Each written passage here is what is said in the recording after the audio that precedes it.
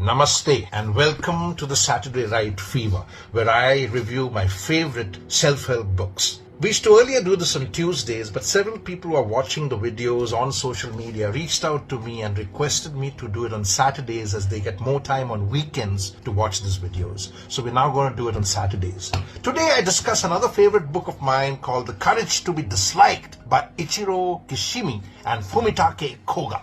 I'm going to break the session into 3 parts. In the first part, I will share with you the summary, meaning and gist of the book. In the second part, we shall watch a short, powerful video clip with Rami Malek from his movie Mr. Robot. And in the third part, I shall share 13, 0 plus 12 cutting-edge insights with ideas for action that you may practice and apply in your personal, professional and all dimensions of life. So welcome once again to Saturday Night Fever. The Courage to be Disliked is about exploring the concept of finding happiness and fulfillment by letting go of the need for social approval and embracing our true selves. It delves into the psychology of self-acceptance, the importance of self-awareness and the courage needed to be ourselves, even if that means being disliked by others. The title, The Courage to be Disliked, refers to the courage needed to break free from the constraints of societal expectations and be ourselves. It's about embracing our individuality and finding happiness within. The book offers a unique perspective on happiness, self-acceptance and personal growth. It challenges readers to rethink their values, priorities and relationships and to cultivate the courage to be themselves. The book is written in a dialogue format between a philosopher and a young man, exploring concepts of self-acceptance, interpersonal relationships and happiness. So welcome to the Saturday Night Fever and let's learn more about the courage to be disliked. What is it about society that disappoints you so much? Oh, I don't know. Is it that we collectively thought Steve Jobs was a great man, even when we knew he made billions off the backs of children? Or maybe it's that it feels like all our heroes are counterfeit. The world itself's just one big hoax, spamming each other with our running commentary bullshit masquerading as insight, our social media faking as intimacy. Or is it that we voted for this, not with our rigged elections, but with our things, our property, our money? I'm not saying anything new. We all know why we do this, not because Hunger Games books makes us happy, but because we want to be sedated, because it's painful not to pretend, because we're cowards. Society. Elliot, you're not saying anything. What's wrong? Nothing. I hope you enjoyed that movie clip from Mr. Robot, which explains the first key insight and idea for action that I'm going to share with you now. It's about living authentically. There is this very old adage which says that you laugh at me because I am different, but I laugh at you because you are all the same. I think that explains this beautifully. In a world where they don't like people who are different, everyone starts belonging to the herd and we develop what is called as the herd mindset. Living authentically is about identifying our core guiding principles, values and beliefs and staying true to them. It's about making decisions and taking actions that align with these values, like integrity, honesty, humility, courage of conviction and so on. True freedom and happiness comes from living according to one's own values and beliefs.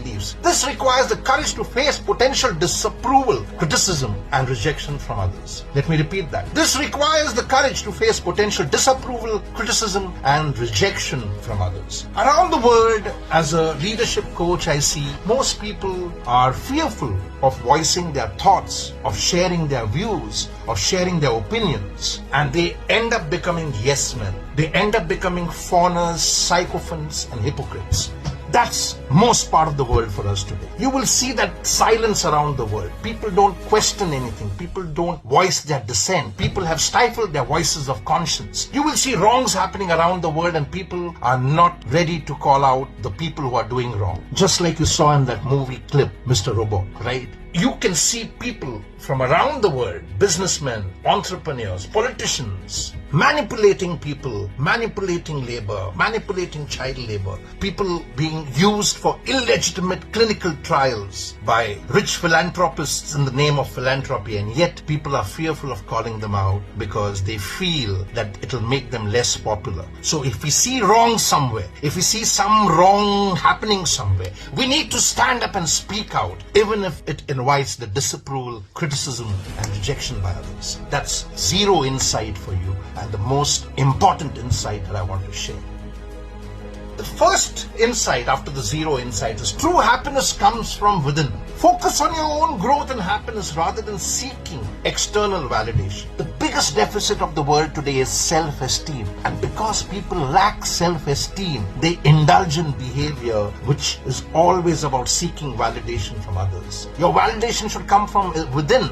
It is called self-esteem, not other people's esteem. Never forget that. And the simple idea for action over here is practice self-reflection and self-care to understand how true happiness comes from within. The need for social approval is a major obstacle. This is insight number 2 for you. Recognize how the need for approval holds you back. The idea for action over here is identify areas where you seek approval and challenge yourself to let go and let be. Insight number 3, you can't please everyone. It's impossible to be liked by everyone. So stop trying to be liked by everyone. You need to take actions. You need to make decisions. You need to make choices which may hurt a few people. And so be it, because you need to stay true to yourself. So prioritize your own needs and values over other people's and societal expectations. That's your idea for action with insight number 3. Insight number 4, your worth isn't defined by others. Never forget that. You define your own self-worth. No one else can define your worth. You are more than your relationships or achievements. You are much more than other people's idea of success. You are much more than what people think of you. You are much more than what people expect from you. So the idea for action over here is practice self-compassion and self-acceptance. Self-acceptance is the key to unlocking your courage to be this type. The 5th insight for you is you need to have the courage to be disliked, because this courage is what liberates you, is what helps you to be your true self, to do things that you truly want to do, to make choices that you truly wanted to make, to take decisions that you truly wanted to take, to walk that path less trodden and not follow the herd. This courage will liberate you. So embrace the freedom to be yourself. You do not need to be a picture of other people's expectations and the way other people view you. You need to have the integrity to be true to yourself. The idea for action over here is take small risks to express yourself authentically. The 6th insight, focus on the present moment. Let go of past regrets and future anxieties. Remember this, all you have is the now. We have no control over the past, nor do we have any control over the future. The only influence we have, the circle of influence we have in our life, is the power of now.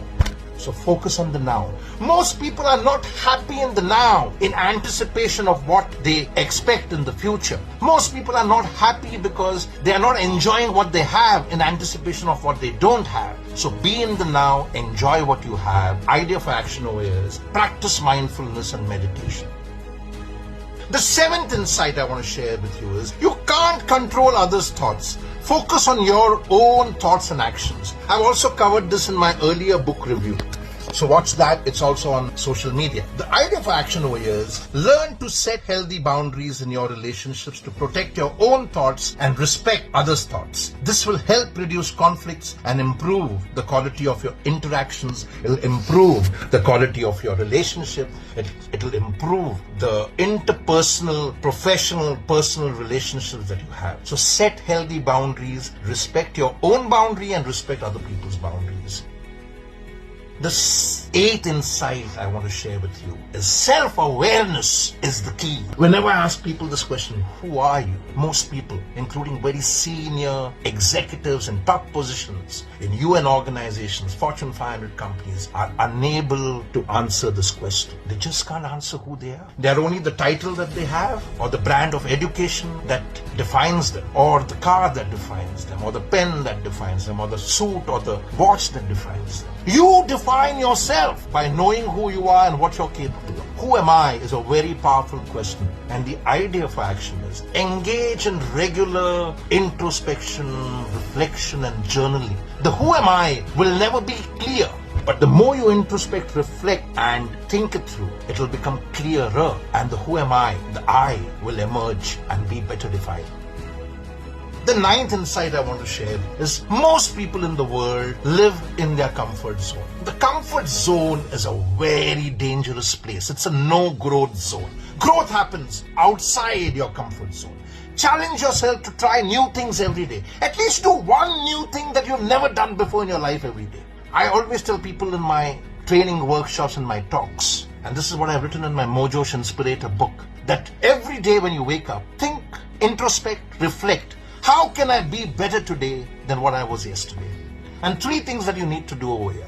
What can I stop doing that is not working so well in my life? 1% improvement. What can I start doing that I've never done before that will enhance my strengths, my powers, and my skills? 2% improvement. 1 plus 1. 2% improvement. Start doing something new every day. And third, what can I continue doing that I'm doing well and do it better? 3% improvement.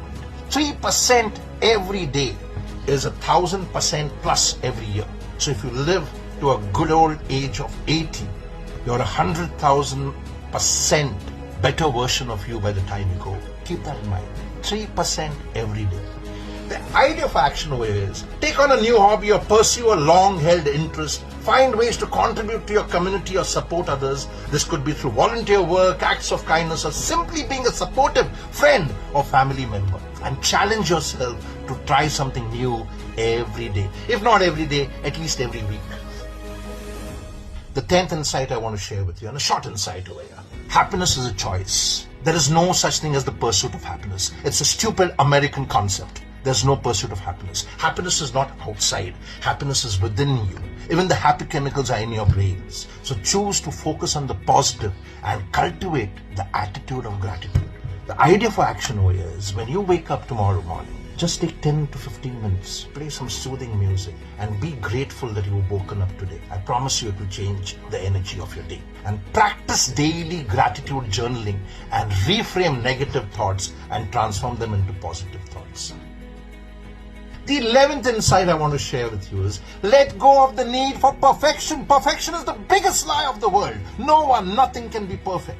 Continuous improvement, Kaizen, is the truth of the world. Embrace your imperfections and limitations. Remember, you are flawsome.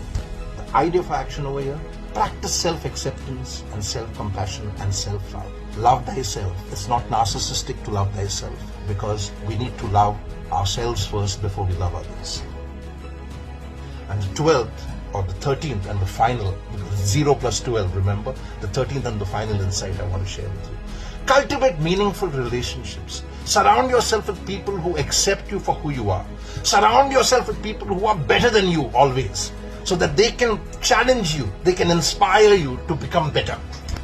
And the idea for action over here is nurture relationships with people who support and encourage you and inspire you to go beyond and go for extraordinary and get better every day. Not people who are in their comfort zone and in a no-growth zone and are not growing themselves and won't inspire you to grow yourself. Surround yourself with people who are out of their comfort zones, in the growth zone, are growing themselves and inspiring others to grow themselves. So those are the few ideas and insights I want to share with you from this book, The Courage to be Disliked.